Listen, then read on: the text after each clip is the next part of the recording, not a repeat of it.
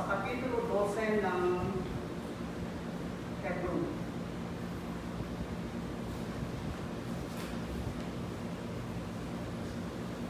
Babasahin ko sa Tagalog, chapter 12 of Hebrews, verse 15 hanggang 17. Ganito ang sinasabi.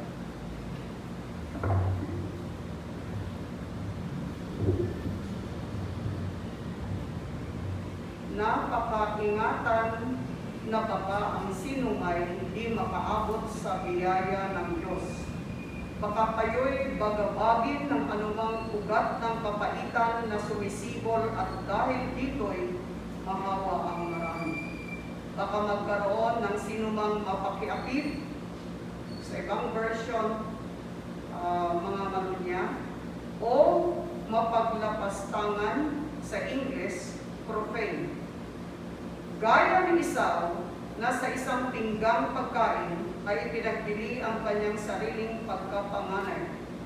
Sapagkat nalalaman ninyo na bagamat pagkatapos ay ninanasan niyang magmana ng pagpapala, siya'y itinakwil sapagkat wala na siyang nasumpungang pagkakataon ng pagsisisi sa kanyang ama, bagamat pinagsisikapan niyang mapilit na lumuluwa. Ang Diyos ang magbasbas sa nabasa nating teksto sa mapa. Sa nabasa po natin, nais kong makipag-usap sa atin sa simpleng tema na nagsasaad, avoiding regret, losing our birthright. Pag-iwas ng pagsisising lakip panghihinayang na mawala ang karapatang pagkapanganay. Regret. Mayroon ba tayong makaranasan? Masasabi natin, we regret so much. Hanggang ngayon, hindi natin makalimutan masakit. Ang iba, lumuha, katulad ng Esau. Gusto niyang bawiin mga negatibong mga pangyayari dahil sa kakulangan ng iman.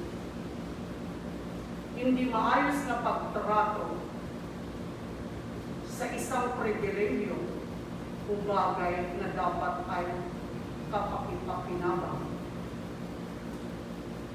na hindi na ibabalik.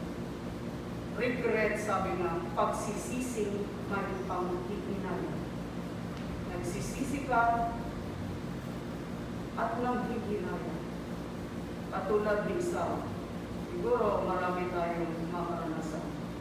Hanggat maaari tayo na mga anak ng Diyos, mga kabataan, lalo na sa inyo ng mga kabataan, you should avoid regrets in life.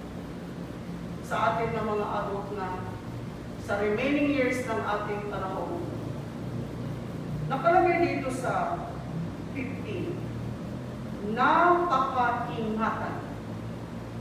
Sa buhay natin, tayo man ay mapakabataan o babae o lalaki, o tayo mga adult, mga magulang o what, para ma-maintain natin yung maganda natin reputation sa mga tao, lalo na sa Diyos, let us avoid regrets in life.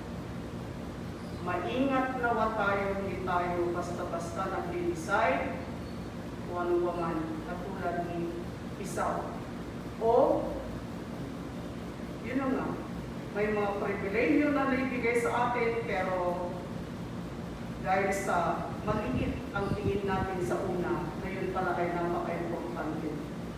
Tayo ay nagsisisi ng hinayang. Maalala ko isang kabataan na rin sa akin. Nabigyan siya ng pagkakataon ng isang lapuan na magtrabaho sa ibang bansa. Dahil yung kanyang lapuan ay nakapag-asawa ng isang businessman, madali para sa kanya ang nakapasok sa trabaho. Sa mga foreigners na kapilala ng kanyang, yung husband ng kanyang kapatid. Naging magandang takbo ng kanyang trabaho.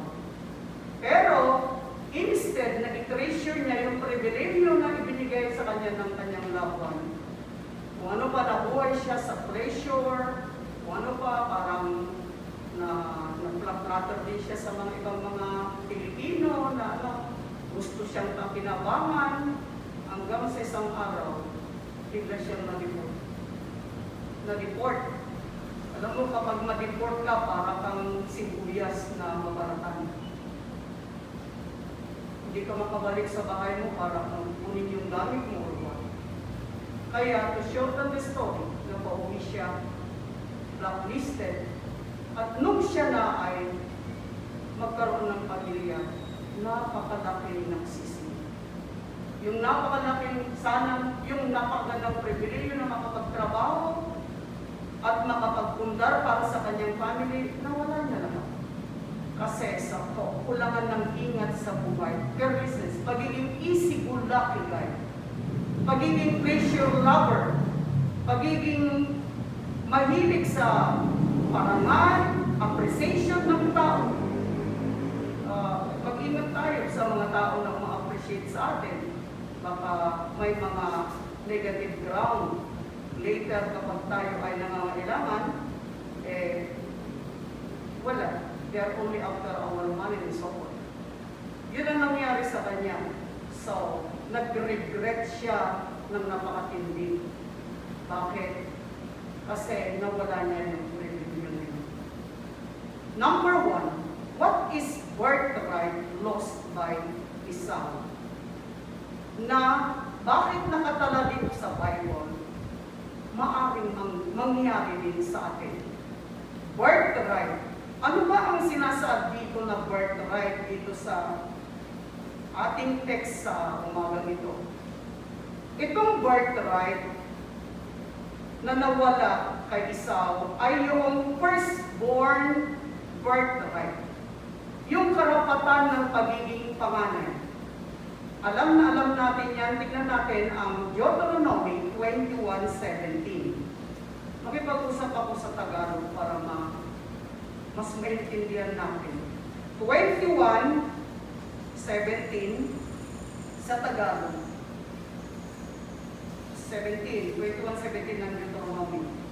Kundi kanyang kikilalaning panganay ang anak ng kinapuputan sa pamamagitan ng pagbibigay sa kanya ng 2 bahagi sa buong kanyang tinatangkilik, sapagkat siya ang pasimula ng kanyang lakas, ang karapatan nga ng pagkapanganay ay kanya. Firstborn. Sa mga Hebrew people, kapag ikaw ay panganay, doble ang iyong mana sa iyong mga magulang. Ikaw yung una, may pangalawa, pangatlo, tatlo kayo magkakapatid. Kung 10 hektarya, ang para doon sa 10 hektarya sa pangalawa, pangatlo, doble sa iyo, 20 sa iyo. Kaya ibig sabihin, tatlo kayo, 40 na hektarya ang lupain ng mga magulang. O iba pa yung bahay and support. Talagang ang division niyan, doble ang mapupunta sa panganay. Kaya, alam natin ang background sa pangyayari sa Genesis 25, versikulo 30 hanggang 34. Anong naging ground? Bakit nawala kay Esau yung karapatan niyang pagkapanganay at napunta sa kanyang kambal na yung pangalawa niyang kapatid, si Jacob. Mabasa natin sa Genesis 25:30 to 34. Ang pinaka-background dyan, mga kapatid, kung bakit niya, why he lost his birthright, na nagre-regret siya. Yung double portion. Nabasa natin, mga kapatid, napunta kay Jacob. Kung basahin niyo ang 25:30 to 34. Kasi kulang siya ng ingat, minalait niya kasi sabi niya, ano kung mamamatay na ako, ano yung birthright? Hindi ka tulad ng iba na mamamatay na siya. Di ba, na-observe natin, mayroong mga nag-aaway sa experience sa mga cases, pag sa courtroom. Karamihan talaga doon, mag-observe kayo, ng mga ng mga naglalaban sa kaso, magkakapatid, magkakamag-anak, property. Kung ano pa ilalaban nila na mayroon kang malalaman, nagpatayan na sila. Pinatay niya yung kuya niya, pinatay niya yung uncle niya, dahil lang dun sa mana. Taliwas ka isaw, maliit ang tingin niya sa sinasabing karapatang pagkapangalan. What? Mamamatay na lang siya. Ano daw yung karapatang pagkapanganay? But later, mga kapatid, nakita niya yung napakatinding halaga ng nawala niya, na binaliwala niya. Tandaan po natin, bakit nai-salaysay ito sa Hebrew? Kasi merong spiritual impact ito sa atin. Ang birthright na to ay itong pagkaanib natin sa sambahayan ng Diyos na spiritual. Spiritual birthright. I-apply natin. Tandaan natin na sa panahon na naligtas tayo ni Kristo, napabilang tayo sa sinasabi nating sambahayan ng Diyos na may kalakip na dobleng pagpapala.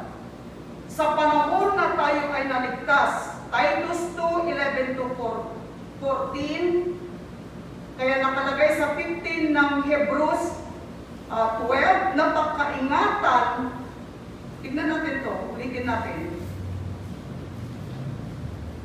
Hebrews 12:15. Na baka-ingatan na baka ang sino ay di makaabot sa biyaya ng Diyos, will feel short of the grace of God. Sino itong grace o biyaya ng Diyos na sinasaad ng Biblia? Hindi kayang tumbasan, bayaran na pakita ng habag at pag-ibig ng Diyos sa tao. Walang iba kundi si Kristo. Yung sacrifice na ipinadala si Christ, mamatay, magbuhos ng kanyang dugo sa atin, para tayo ay maligtas at mapabilang sa espiritual na sambahayan o pamilya ng Diyos. At mababasa natin sa Luke 18:28-30, Lucas 18, basahin po natin. Lucas 18:28-30,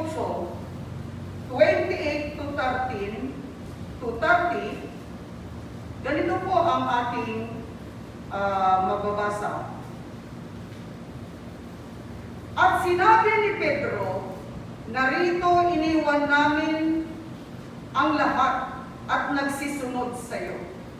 At sinabi niya sa kanila, katotohanang sinasabi ko sa inyo, walang taong nag-iwan ng bahay o asawang babae o mga kapatid o mga magulang o mga anak dahil sa kaharian ng Diyos na di tatanggap ng makapupong higit sa panahong ito at sa sanglibutang darating ng walang hanggang buhay. Temporary and eternal gains. Yung pagtanggap natin kay Jesus Christ, pagkakaroon natin ng kaligtasang karanasan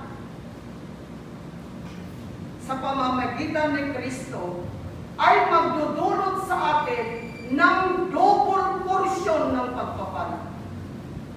Pagpapala na makamundo o makadaigdig, temporary, earthly blessing, at makalawa, yung sinasabi natin eternal blessing, eternal life in heaven. Kaya pag tayo po ay napaanib sa Iglesia ng Diyos, by virtue of salvation in Christ, may dalawa po tayong portion sa sinasabing birthright, blessing, na ini-expect po natin na matatamo natin, pagpapala na makalupa at pagpapala na makalangit. Yun ho ang tandaan po natin. Kaya hindi nawa tayo maging katulad Esau na parang wala lang sa kanya yung pagkapanganay. Tayo na nakakilala kay Jesus Christ at sa Iglesia ng Diyos, nawa, hindi rin po maliit ang tingin natin sa pagiging member natin sa Iglesia ng Diyos. Yung pagtanggap natin ng pagiging anak ng Diyos sa pamamagitan ng pagpalaya sa atin sa kasalanan ni Kristo, nawa mga kapatid, mabigat ang value sa atin.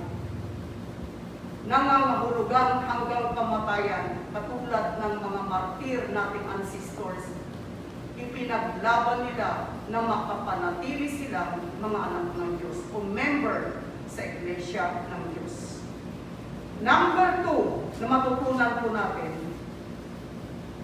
liban sa ano ba ang sinasabi dito na birthright, kay Esau, yun ay earthly birthright o physical birthright. Sa atin, yung sinasabing double portion ng karapatan, spiritually, blessing sa mundo o sa lupa at blessing na walang hanggan. Tingnan na po natin dito sa 16, sa ating text. Ano-ano ang naging kasalanan, masamang ginawa ni Esau na nagdala sa kanya para mawala niya ang kanyang karapatang pagkapanganay, losing his birthright. Sa atin naman, we can lose our salvation. Nagtataka kayo? Noong sa batch ni na Sister Jo, madami yan na mayang people. Meron pang digma, ako'y patuloy, pang hanggang sa Mindanao, yung pagkanta niya ng Ako ay Patuloy. Tapos siya yung, kung sabihin mo, dahil we train him to preach. Kung mag-preach siya yung nagsabi, yung kunti-kunti na pag-inom ng alak hanggang sa naging kunti-kunti na lang. So, awit niya sa camp meeting, ako'y patuloy. Pero nasaan na siya? The last na nag-usap kami, para siyang naging sorcerer. Nag-worse yung, kung ano pa, pinuntahan niya. Kung ano pa, parang nawala siya sa isip. Hindi na siya yung dating kabataan na kilala. Marami sa batch nila, na-scream sila. Minsan, sila ay tumanggap kay Christ, nagsisi sila. Nagpabautismo at naging final nakasapi ng Iglesia ng Diyos. Pero pagdaan ng sinasabing taon ng screening, nakita kung gaano kababa, kawalang halaga ng pagpapaanib nila paging membro sa Iglesia ng Diyos. May dalawa. Tignan nyo double sin. Dalawang kasamaang ginawa si Esau na nagdala sa kanya para mawala niya ang kanyang karapatang pagkapanganay. Tignan natin sa verse 16. Chapter 12, verse 16. Baka magkaroon ng sino mang mapakiapid, sa English fornicator, o mapaglapastangan, sa English profane. Gaya ni Esau, so until there, yung sinasabi natin pagiging pakikiapid, fornication, sa ibang version, kung tignan po natin, sa Mark 7:21, ang Tagalog version nito ay pangangalunya. Dito sa Hebrews 12:16, itong fornication ay pakikiapid, representing immorality. Immoralidad. Alam niyo kung basahin po ninyo, dito sa Bible, ano ba ang ginawa ni Esau? Basahin niyo ang story na kung bakit hindi nalugod sa kanya si Rebecca. Dahil fornicator siya. Alam niyo yung fornication at saka adultery, ang pagkakaiba nun, although sila ay magkalapit. Yung fornicator ay isang tao, kung ikaw ay single, nakikisipin ka na or what, may ginagawa na kayong sensuality na hindi pa kayo married, that is fornication. Ikaw naman may asawa na, nakikisipin ka sa ibang babae and so forth. At alam nyo, may isang controversy ngayon. Isang po na nagsaad na karapatan lang ng mga homosexual, mga bakla, mga bading, mga tibo, lesbian, sisig, o pinapaganda nga yung mga pangalan eh. Formerly, they were called sodomite.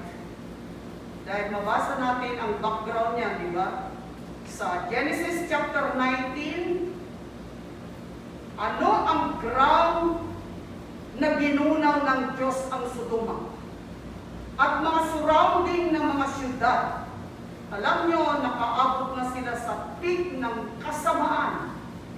Yung hindi na contented ang lalaki sa babae. At mababasa din natin sa Romans 1:26-27 na hinahayaan na lang sila ng Diyos sa kahalayan ng kanilang puso at ng kanilang mga kaisipan. Ito nga, kasi pusong ako babae. Tama yung sinasabi ng Romans mahalay na kaisipan at puso. Sabi ni Satanas, puso kang babae. Pero sabi nga sa Romans chapter 1:26-27, hinayaan na sila ng Diyos sa kanyang klase ng kaisipan at puso. But tandaan natin na yung fornication, yung pagiging immoral, ay isa na kapag i-intervene natin sa buhay natin, ay mawawala natin ang ating karapatan na mapabilang sa pamilya ng Diyos at karapatan na magmana balang araw sa langit. Karapatan na mapagkalooban ng iba't ibang mga pagpapala na makalupa. Yung kung may suliranin ka, mayroon kang Diyos na magbibigay pa rin ng peace of mind. Makatulog ka kapag nag-pray ka. Makatulog ka ng mahimbing dahil alam mo dahil nag-pray ka, mag-pray ka sa sinasabing massacre and support yung family mo, that temporary first portion of the birthright ng pagiging anak ng Diyos. Pero tandaan natin na kapag hindi tayo maingat, we are immoral. Iba-iba yung immoralidad ngayon. Mayroon live-in, sabi nga, trial marriage, baliwala na lang. Sabi ko, mag-live-in tayo, ikukundo kita, o doon tayo, meron akong bahay na ganito. May mga kabataan na lumaki sa church, pero wala lang yung sinasabing immoralidad. And because of that, nawawala sila sa church. They are not really fit to remain in the Church of God. Diba, yung sinabi ni Pope Francis, I do not agree with that based on the Bible. Na inassert niya na dapat lang yung bang civil union ng mga homosexual kasi they are the children of God. Accept or not. Children of God. Yung mga bakla, yung mga lesbian, o ano pa, effeminate. Yung effeminate, yun yung hindi nakikisipin. Yun lang yung action, yung pagsasalita, yung mga ginagawa ng babae, ginagaya. Yun yung sinasabi natin binabai o bading. Tingnan natin ang position ng Biblia. In the Church of God, kapag ang isang tao ay lumalangoy sa pagiging homosexual, pagiging bakla, pagiging lesbian o tibo, o ano pa man, yung sinasabi nating, how do we call that one, yung double blade? Nakikiano sa lalaki, nakikiano pa sa babae, gano'n? Ano tawag natin? Oh, may mga ganun eh. May asawang babae, may asawang lalaki. Mga ganon, hindi na sila satisfied. Yung pagiging makalaman, hindi na sila satisfied. Halimbawa, lalaki sa babae, meron pa iba. Basahin niyo yung royal scandal. Alam niyo ba, mayroong isang babae na impress sa Russia na dahil sa pakikipagtalik sa kabayo, doon siya namatay kasi nakapakan siya ng kabayo. Meron akong aklat ng royal scandal. Iba-ibang iskandalo ng kasamaan ng mga hari, mga prinsipe, prinsesa. Yun nga, sabi ko hindi lang sapat sa kanya yung may mga alaga siyang mga lalaki na pinapakain niya yung support na ginagamit niya isang babae na impress sa Russia. Nagkikipagtalik pa siya, hindi lang sa lalaki, sa babae, kundi sa hayop. So, yung pinakalastik kinamatay na, hinapakan na ng kabayo, imagine, yung kasamaan. Mabasa rin naman natin yan sa Leviticus yung sa animal, which is wrong. At alam din natin, one time narinig ko yung pinakamalaking percentage ng mga biktima o sabi natin, mga pasyente ng AIDS sa yung Lazarus Hospital, mga bakla. Mga bakla, mga kapatid. Kasi, yun na nga, sa kasamaan, binayaan sila ng Diyos at sila ay namamatay sa kanilang kasamaan, yung pagiging immoral. They are the children of God. Kapag tayo ay bakla, tayo ay tomboy, o ano pa man, hindi tayo children of God. Yun yung classification sa Bible ng sinasabi nating children of God and children of the devil. Tingnan natin, we are not the children of God kung tayo ay nagkakasala. Position yun ni Pope Francis, but not the Bible and the Church of God. Basahin po natin ang 1 John, chapter 3, verse 10. Ganito ang sinasaad. Dito nakahayag ang mga anak ng Diyos. Anak ng Diyos at ang mga anak ng Diablo. Sa classification ng Diyos, may dalawang klase lang ng tao. Kung ang batayan ay pagkakasala, anak ng Diyos at anak ng Diablo. Mga anak ng Diyos, mga anak ng Diablo. Sabi dito, ang sinumang hindi gumagawa ng katwiran ay hindi sa Diyos.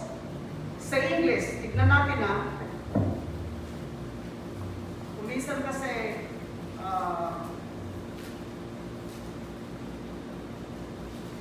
ganito ang sinasaad sa 3:10. In this, the children of God are manifest, and the children of the devil.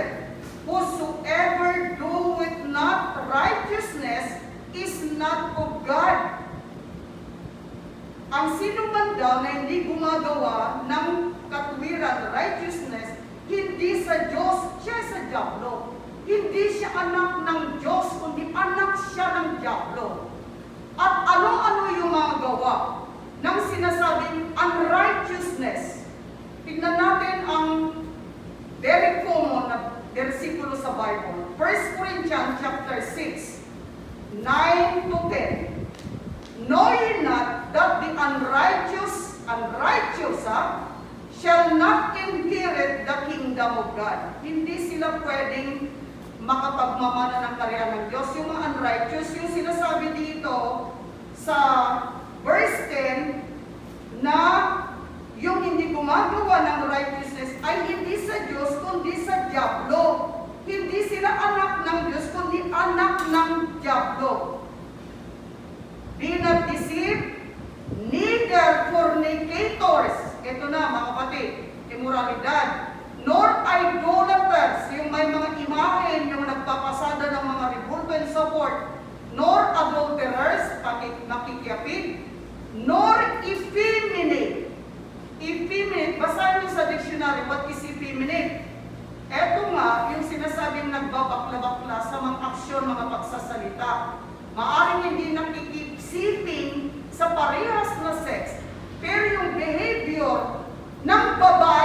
paligaya, yung pagsasalita, madetect mo na. Diba? Alam niyo, sa patagal kong pagtuturo, nagtataka ako. Yung mga lalaking ng mga estudyante nandun sa lower section, bihira lang, naku po, pag may pumasok ka na sa higher section, makita mo yan, good morning, ma'am. May I help you? Makikita mo na karamihan sa kanila. Mga bakla o hindi naman siguro. Tapos yung mga aksyon na nila, makikita mo na. Yun ang sinasabing effeminate. Sa pagsasalita sa action, although hindi sila nakikisiping sa parehas ng lalaki, that is considered effeminate. At batay dito, yung pagiging effeminate, bading, nor abusers of themselves with mankind. Yan na, yun nga, inaabuso yung ating physical na katawan sa sarili, lalaki sa lalaki, yun, mabasa natin yan. Sabi dito, it is unrighteousness. At kapag we are unrighteous, we are children of the devil. Kaya, that is the position of the Pope. That is not the position of the Bible. The position of the Church of God under the Bible holiness. Ang pagbabakla, immoralidad at lahat ng kasamaan. Maski noon, nagpabaptize ka sa iglesia ng Diyos, nawala mo yung sinasabing birthright mo ng pagiging membro sa pamilya ng Diyos. We can never enter heaven kapag namatay tayo, mga kapatid, na hindi tayo nagsisi, hindi tayo pinatawad ng Panginoon. Tignan niyo yung nangyari kay Saul. Umiyak siya pero hindi niya nabawi. Huwag nating gamitin na alibay, ang Diyos ay mahabagin. Now we are abusing the kindness of God. Anyway, katulad nung tulisan sa left ni Jesus Christ, kapag mamatay na ako, magpakasama ako na magpakasama. Pag mamamatay na ako, matanda na ako, saka ako mabuhay na banal. Huwag nating gawing alibay yung mga kapatid o kasangkapan na hindi mabawi sa atin yung kaligtasan ba ng araw, yung entry to heaven. Immoralidad. So that is our position, yung pag-live in, mga trial marriage, and many other immoral acts. Tandaan natin sa 2 Peter chapter 2, 20-22, pag bumalik daw tayo sa pagkakasala, at tulad daw tayo sa aso na bumabalik sa kanyang suka, yung babaeng baboy na bumabalik sa usali, naglulubado. Worse ang ating mas kahinatnan. Mas mabuti pa, ano bang sinabi ng Panginoon kay Judas? Nakasama ni Judas ang Panginoon, nakita niya lahat ng mga magagandang ginawa ni Christ. Nakarinig siya ng iba't ibang magagandang mensahe, sermon ni Jesus Christ.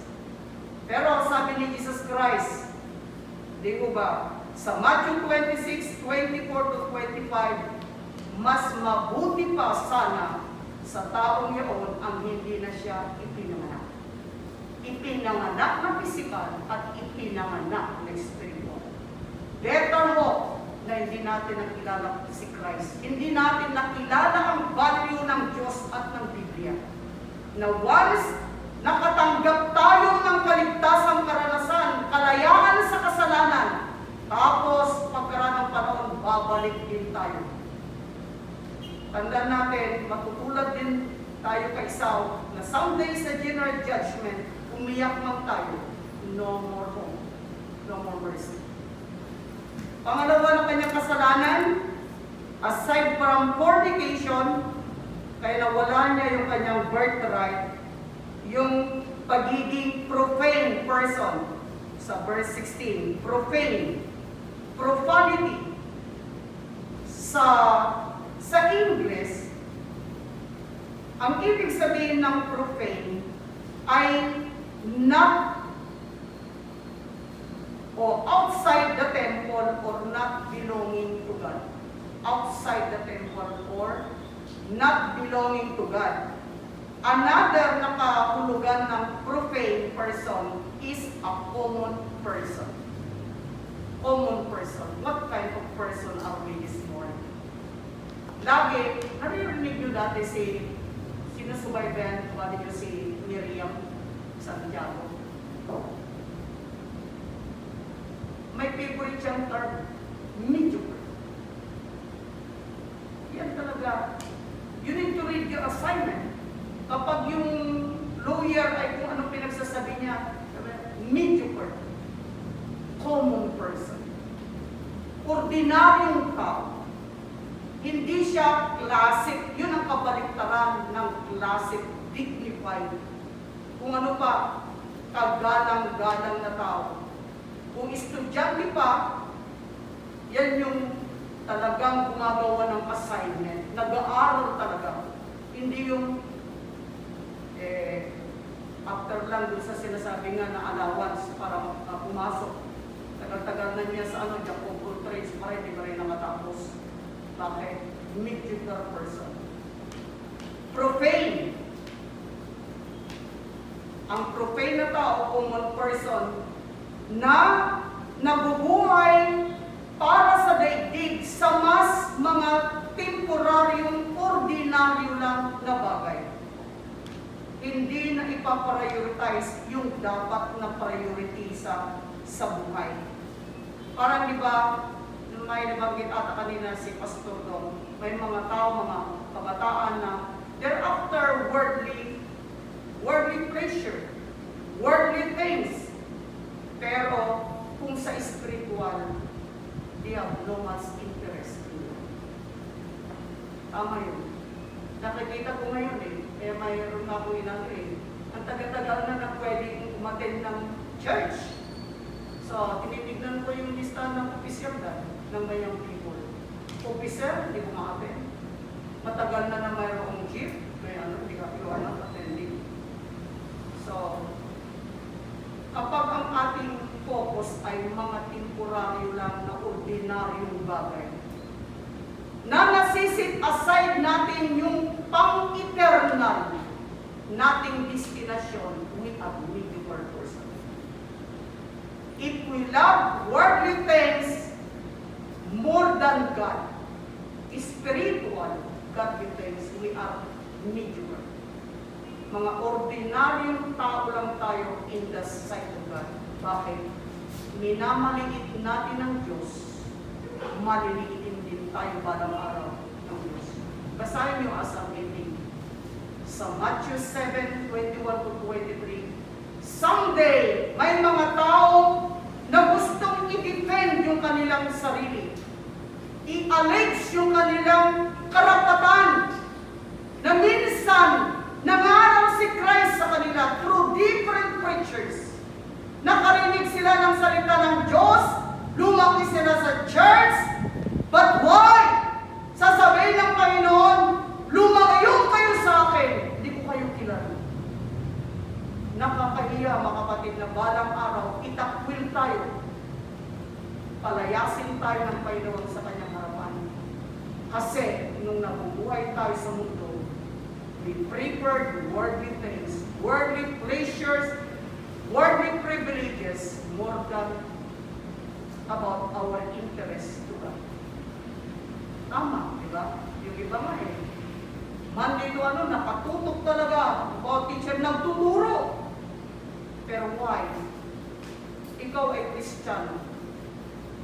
Ilang buwan na, hindi ka man lang naka-attend ng church sa very short na oras.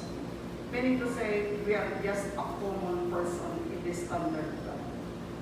Kaya, sa umaga nito, bilang conclusion, apila sa atin,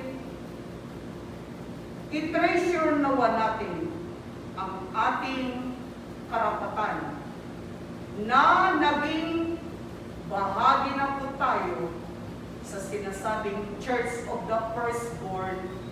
Ibig sabihin, mga taong nagkaroon na ng kaligtasan through Christ at ini-expect na sila ay mabibigyan ng double portion ng pagpapala sa Panginoon.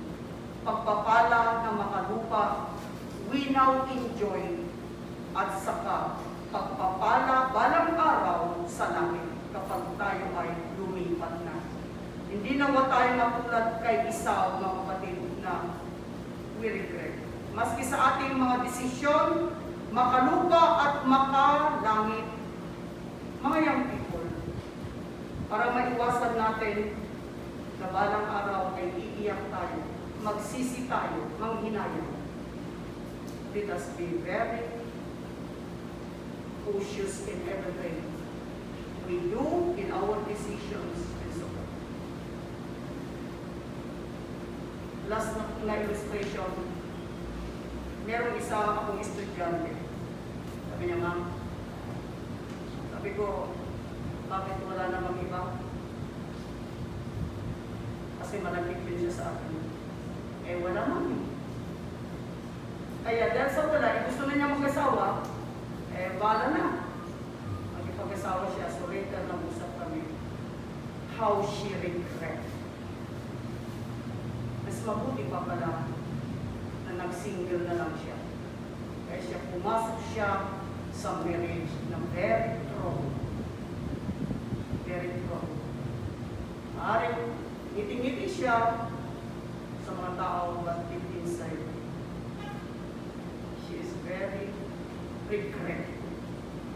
Yung sinasabi natin kung minsan mga decision natin sa trabaho, sa pagkikipag-asawa, many things. Let us not be like Esau.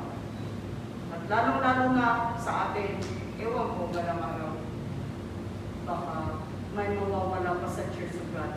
Pag nawala tayo sa Church of God, mga kapatid, at tayo ay namatay, we are not expecting na makikiisa tayo sa sinasabing mana sa langit balang araw.